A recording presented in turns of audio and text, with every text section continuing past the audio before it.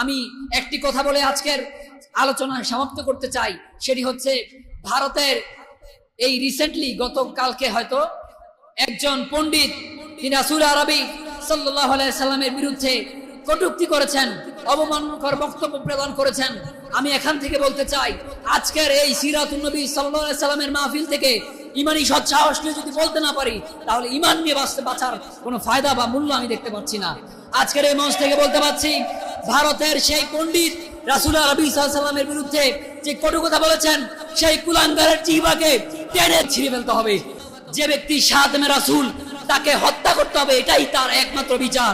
সে যে এই কটু কথা বলেছে, সে যদি তওবা করে, তার তওবাকে গ্রহণ করা হবে না, তাকে সেখানেই জমিনে টুকরা টুকরা করে জাহান্নামে পাঠিয়ে দিতে হবে।